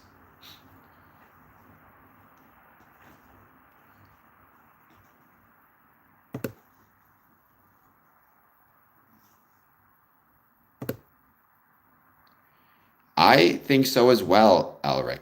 By the way, Elric, thank you so much for being here. Don't forget to hit that like button, and you can do a super chat at 99 cents. Any super chat helps me in my efforts and goal to promote the ways Freemasonry was and is relevant to the communities in which it's located. Helps me travel, helps me do more interviews, see more brethren, learn more about Freemasonry.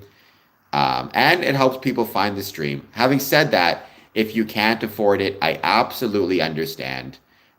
Just hit like and subscribe and share the stream with your friends. Um, Speaking of, kindness, and ways of being kind, again, me personally, I'm proud to say I have my first aid, my psychological first aid. I have my, serving people with disabilities training. So I'm lucky to have all of those. And I feel it's helped me in some ways be more kind, or at least know that if somebody needs help, I'm in a position potentially to help them. Elric with the $1. Thank you, Elric. I truly appreciate that. Um, that is incredibly kind of you.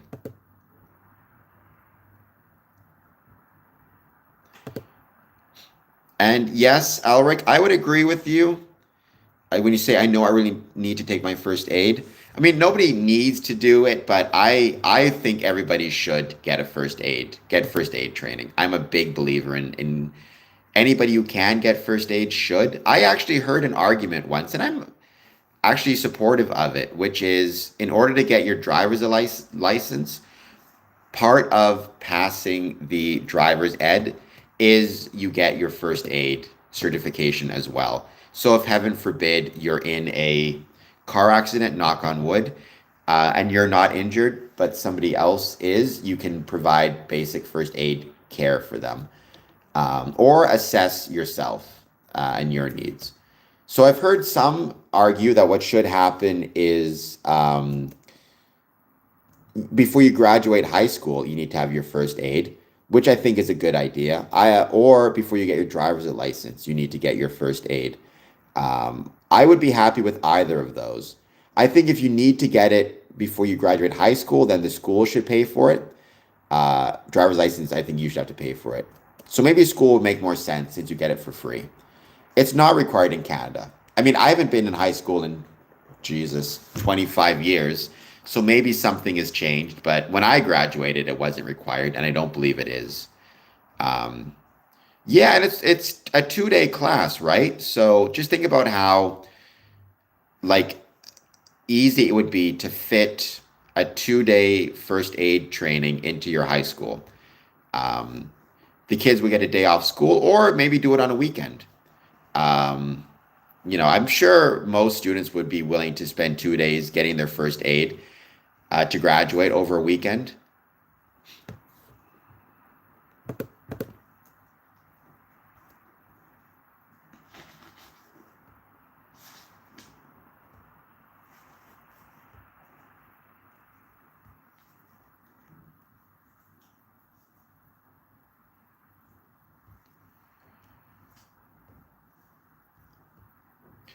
Yeah, I mean, come to think of it, we had a health class as well when I was going to school, but I don't recall, like, there was no first aid. It was all about, basically, it was about going through puberty, right? Um, and like sex ed and stuff. I don't recall having a more general health class, but you could add it into to it for sure.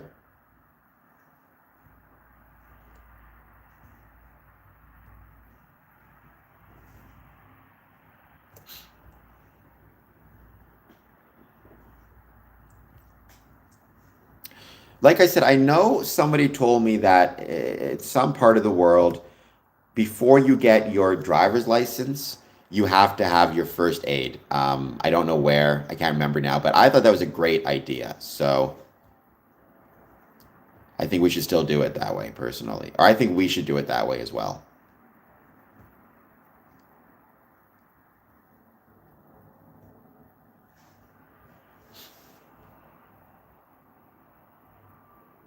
Yes, that is a very good point, Dad. Thank you for bringing that up. I'm an organ donor. Um, 100% the case. I'm a firm believer that everybody should be an organ donor. I personally, and this is just me speaking for myself. No, I know other Masons disagree with me. This is not an official Masonic position. So I do think this is the Masonic ideal. I personally think the default position should be organ donation. So what I mean by that is right now in Canada, anyways, if you say nothing, um, then when you pass away, um, your organs are not donated, right? I put in my will and on my health card that I want my organs to be donated. Having said all of that, my personal view is it should be the opposite. So if you never say anything or make any claims, doctors should work on the assumption that your organs are available for use and for donation. You have to opt out by putting it in your will or your health card or some document saying you don't want your organs to be taken. Yeah, you're I mean, it's in my will, right? I put in my will, I wanted my organs donated, and Dad brings up a very valid point. You should absolutely. I'm a big believer in organ donation. Also, a big believer in getting vaccinated, which you could argue is being kind to yourself and to others by limiting the likelihood of you getting sick, or reducing the severity of yourself getting sick, and limiting the likelihood of other people getting sick. So, well, 2000, I mean, I made a will about 4 years ago. It wasn't very hard, Eric. And it's really important, I think, for Masons, especially to have a will, which I know sounds weird, but hold on just 1 second, Elric. I'll be right back. I'll tell you why. I'm going to show you something to explain why. Oh, gosh.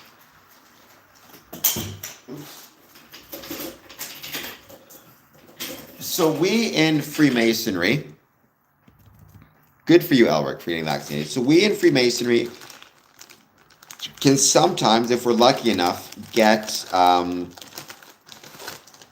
jewels like this one, which is beautiful, right? Um, and I have many others. One of the worst things that well, not worse, but a terrible thing that can happen is John Smith is a Mason. He has jewels like this, and rings and coins and pins. He passes away. There's nothing about these items in his will. The family doesn't know what to do with them and ends up selling them to a pawn shop. Or let's say he died without a family. The estate, whomever gets it, comes in, finds them, doesn't know what to do with them, and puts them in a pawn shop. Or they just get thrown in a shelf, in a closet somewhere. They stay there for decades. That generation passes away. Now the grandkids find it, have no idea what they are, and then they go to a pawn shop or whatever it is, right? They just get sold to friends or thrown out, heaven forbid. Um, it's very important for Freemasons to have a will, and in that will to list out what they want done with their Masonic items.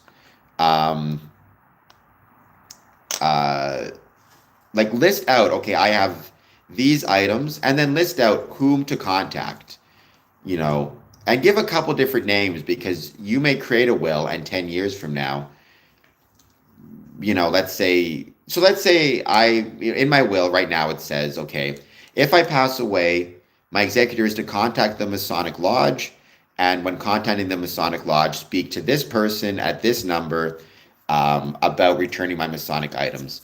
Let's say, heaven forbid, he passes away before me, or he's no longer a Mason, right? I need to update my will with the new contact, or I just put a generic phone number. So luckily, our building, it's got its own dedicated phone line and address, so it can be returned to this address and this phone if you don't want to put a specific person.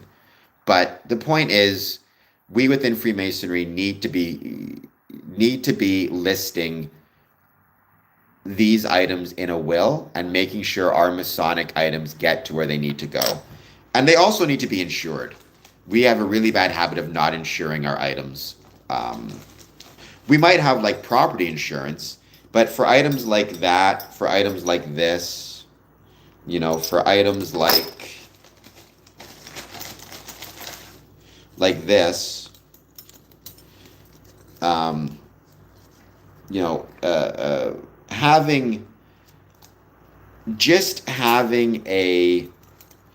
having them just simply insured as under like general property insurance or renter's insurance is not sufficient. You should have pictures of them.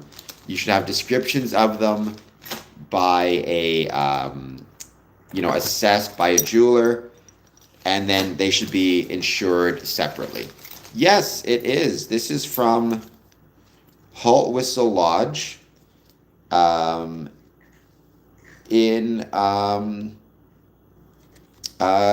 Northumberland. Let's see if I can get you guys a decent shot of it. So yeah, it's unfortunate reality that very often items like this end up in a pawn shop or in the trash, heaven forbid. So, and if they end up in a pawn shop, good luck getting them back without paying an arm or a leg for them. I agree, though. It is beautiful. I concur. Nice. What do you like about lighthouses? Do you like the sea? Do you like the architecture?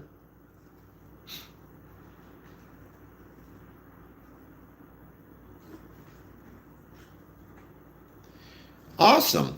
To me, when I think of lighthouses, I think of the sea and travel. And as somebody who loves traveling, that's kind of what I think of. Well, I mean, as Freemasons, we very often love, architecture. It's an important part of our kind of founding, our history. Welcome, Zen X Set. Thank you for being here. I hope you'll take a moment to hit that like button. Consider a $1 or 99-cent even super chat, Zen X Set. My pops was a sailor. While he was a sailor, met a nice Canadian girl, and the rest is history. So, that's why, British moms out there, Don't let your sons meet Canadian girls because they will seduce them with their Canadian ways, sweep them off their feet, and they end up in Canada. So maybe when I go to Newcastle in maybe when I go to Newcastle in 2 weeks, I'll have to meet a British girl just to balance it out, right? Just to balance out the scales. Yeah, I remember your name, but hit the like button anyways, I should say. North Star. Well, I mean, my hope would be that if you're following Masonic philosophies, Freemasons should have no feelings about homosexuality other than, a homosexual guy. If you're gay, you're welcome to be my brother. That is how Freemasons should feel, in my opinion. And the Freemasons I've met and been lucky enough to meet in my life have no issues with homosexuals. I've known 3 Masons who are members of the LGBTQ community, 3 who were gay. So, and they were active, vital parts of the lodge. And so, yeah, I'm not going to pretend, because again, I've said this before, Freemasons are human beings, and unfortunately, that means that all the prejudices and issues that come with being a human being can find their way into a Freemason's heart. But I believe that we in Freemasonry should, support all of our brethren and community members, including those in the LGBT community, and that's always been my experience with those I've met who are gay or LGBTQ. Never been to a port in New Jersey, and Illuminati are not the same as Freemasons. Illuminati was started in 1717 by a former Freemason, Adam Weishaupt. He actually started it because he didn't like Freemasonry. He was opposed to it. He joined and found it too expensive and lacking in enough esoteric knowledge. So the rest is history. And ever since then, they've been a pain in the ass, people confusing the two. As of probably the 1910s, I mean, Illuminati really ceased to exist. It was not started in France. Freemasonry was started in England and Scotland. Or the Illuminati was started in, if I recall correctly, Belgium.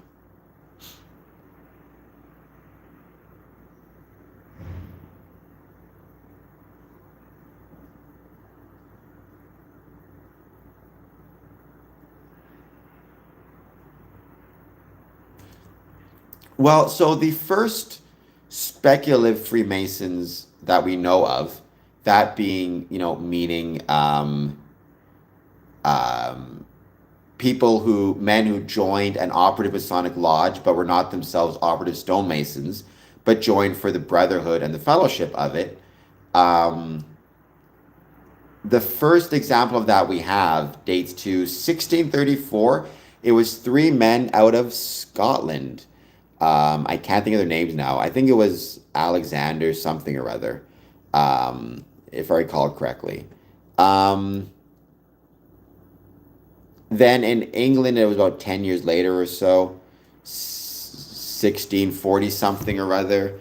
But then the first ever Masonic Grand Lodge, um, started in 1717, June 24th, 1717. And Sayer was the first Grand Master. Elias Ashmole, 1646.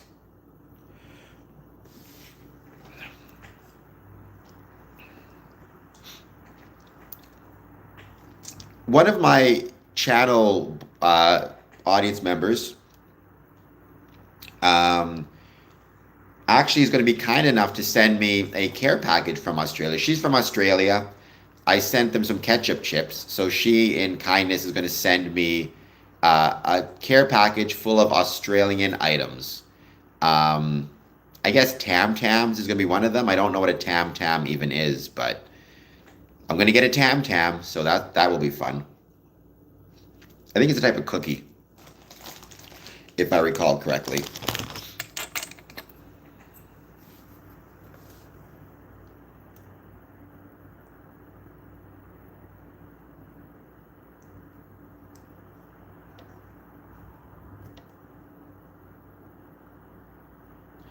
And don't forget, Elric, everybody watching this, you still have time. Can you name or give like a shout out to something kind that you have seen in your life recently? Because today is World Kindness Day, after all. Positive, negative, or neutral. I'd love to hear. Oh, sorry, it will have to be positive by definition, right? Anything kind that you've seen, um, either something you've done, maybe either received kindness or given kindness, or kindness you saw from somebody else, or even an act of kindness you did to yourself, like eating healthy, speaking of lunch, is an act of kindness to oneself. Well, I don't want that. I do not want to eat koala bears. Uh, I help my grandparents a lot. Good. That is a wonderful act of kindness. And I hope you cherish those moments. As somebody who all of my grandparents have, entered the great beyond, have, I'm assuming, made their way up to heaven. I don't get to help them out or see them anymore. So enjoy being around them because they're not going to be around forever. Then again, who will?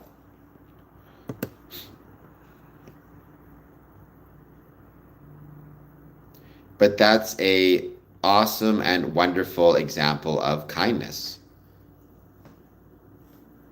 Good.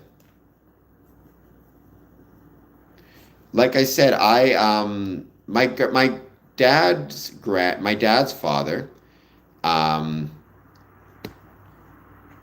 uh, he passed away before I was born, so I never got to meet him.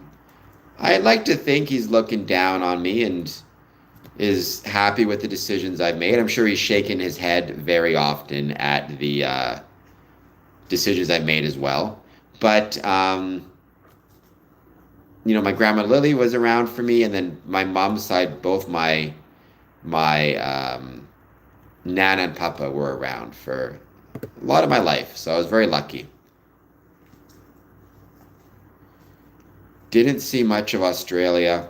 I mean, speaking of accents, as I was saying, I'm going to be going to um, England soon. I've been trying to listen to a lot of Geordie Shore, which is a reality television show on MTV, which is about a bunch of young Geordies trying to pick up the accent. They all sound crazy to me, though. I don't know. It's quite the accent they've got.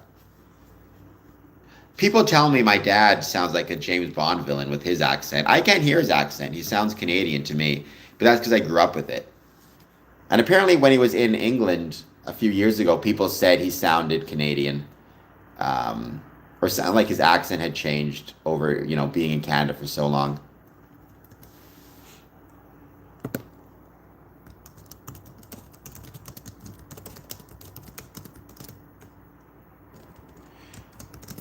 Well, there are. I mean, I'm going to be in London for a second, then going to spend most of my time in Newcastle, one day in Scotland. So that was my chair, I promise. So as a consequence of that, I'm going to hear a couple different accents. I'm going to be visiting it, Spirit. My flight arrives first thing in the morning, and then I'm catching a train or bus to Newcastle. I'm definitely going to spend the morning stopping by the Grand Lodge of England, though. Uh, Freemasons Hall. I don't even know if anybody's going to be there or not, but I'm going to try. I'm going to knock on the doors. What show is that? It's called Geordie Shore. Geordie, Geordie Shore. And it's about a bunch of young people in Newcastle who are partying and causing trouble, sounding ridiculous.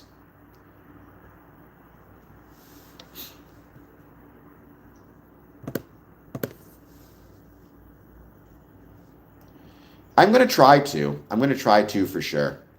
We'll see what I can do.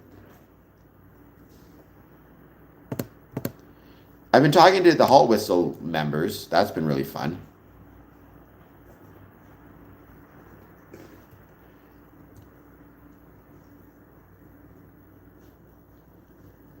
It is. Well, that's what it's based on, right? So they did, I think they've done a few of those, right? They did Jersey Shore famously, right, about a bunch of spray tan people from New Jersey. And then they started to do all these different shores. So I think they've done a Geordie Shore. I think they did one in like Australia. I'm curious now. Jersey Shore.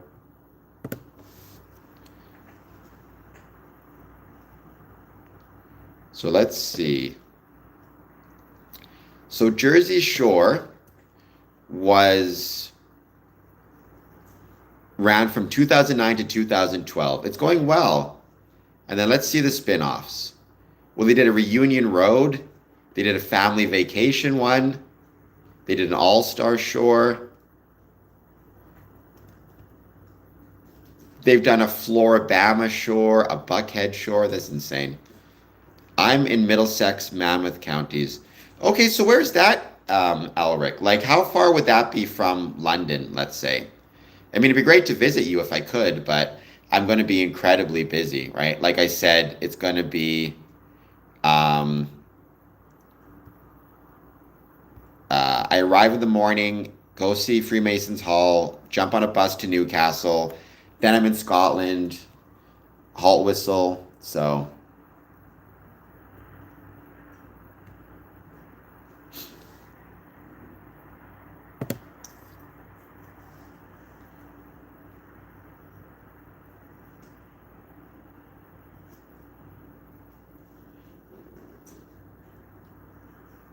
well, London is in Middlesex. You're in New Jersey. Okay, so you're in America. So I guess I won't be seeing you at all then, that's for sure. But yeah, let's see. I'm still trying to find how many different Jersey Shore spin-offs.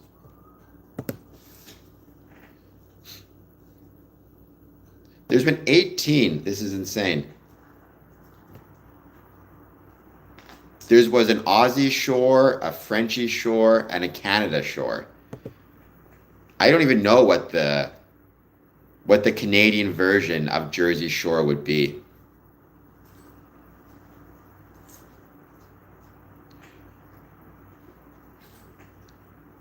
Actually, the club they filmed in. Okay. I remember when that show came out, I thought it was crazy. I still think it's crazy, but. So, anyways, I guess we're going to be ending this stream soon. What I want to say is I hope everybody will consider the ways that they can practice kindness. If you're a Mason, consider yourself privileged to be a Freemason. And as such, consider yourself in a privileged position to spread kindness around the world to, to your lodge members and the world at large. Take the time to know the resources available to help people who might be in need, including your brothers. Know the line to call if you're thinking of self-harming or others are, which is 988. Know how to, acquire benevolence for others if they need it.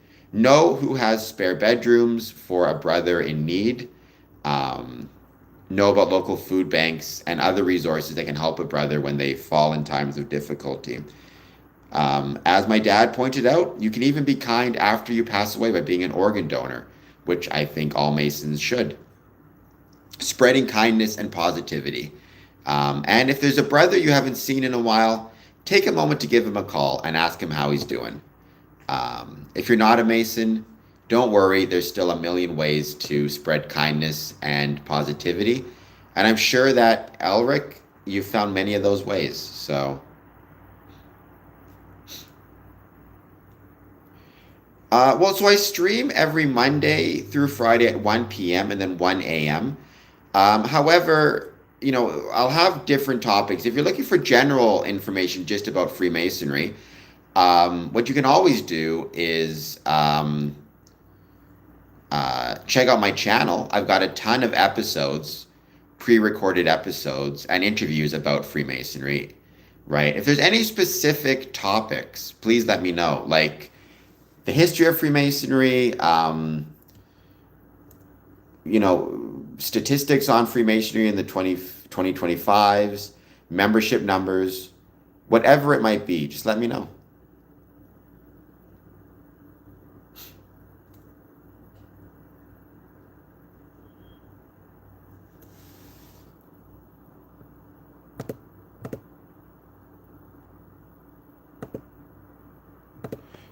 How to join? Oh, that's the age-old question. To be one, ask one. So, Alric, what you would need to do is find the closest Masonic lodge in your area, give them a call, and express your interest in joining. And you don't even have to start with an interest in joining. You can just be starting with an interest in learning more about Freemasonry and the lodge. If you're in New Jersey, that's a pretty legit, like, there's a lot of Masonic lodges there, so you'd be fine finding a legitimate, recognized Masonic lodge.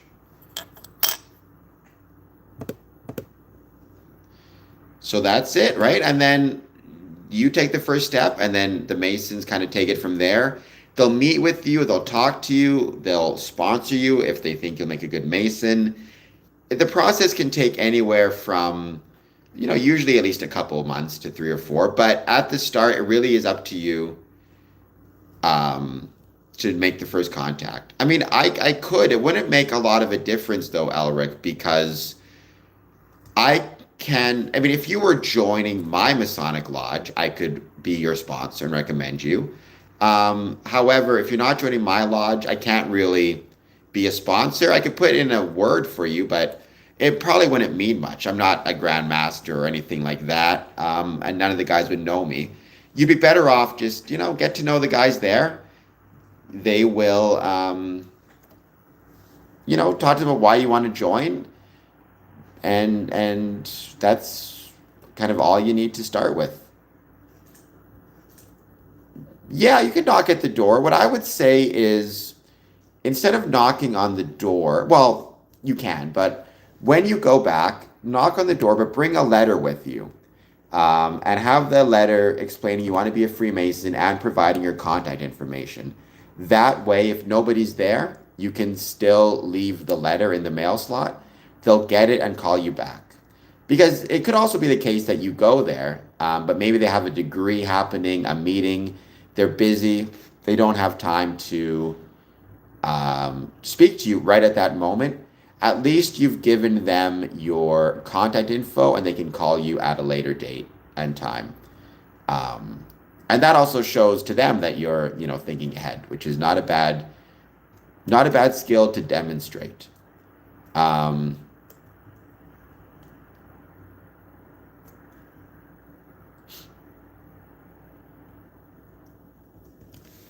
But I wish you best of luck. Actually, probably about 6 months ago, I did a stream about the Panama Canal and Freemasonry.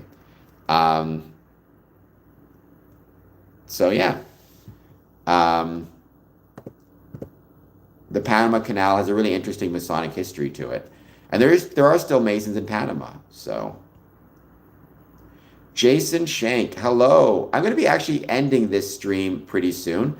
We've been going for a couple hours, but thank you for joining. I hope you're doing well.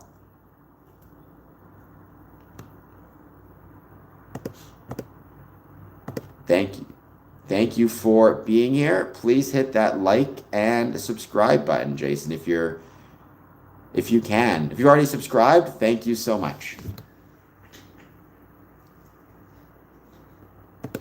And on this World Kindness Day, I guess I'll wish you a day of kindness, being kind to yourself and being kind to others. It's a really interesting story, yeah.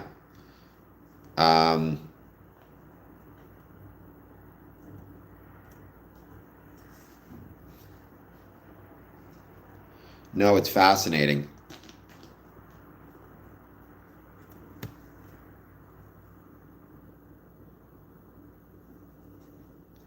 Well, thank you. I always say that just because I never know who's coming on, who's subbed or not. And also, not just for you, but for anybody who's watching, I want to just push the idea of subbing and liking and blah, blah, blah. Because you never know how long people will be on stream for. It could be on for a minute, could be on for an hour. I'll catch you next time. No worries. But yes, thank you everybody for being here. Albert, check out some of my other episodes, talks about more about Freemasonry. And talks about answers some different questions you have. I also have written work on Medium. So if you type Square and Compass Promotions into Medium, you'll find me there as well. And I write a lot about Freemasonry. All right, awesome. I'll talk to you later, Elric, and everybody else. Thank you. And thank you, Rondo. That's incredibly kind of you. Speaking of National Day of Kindness, thank you, Rondo, for being kind.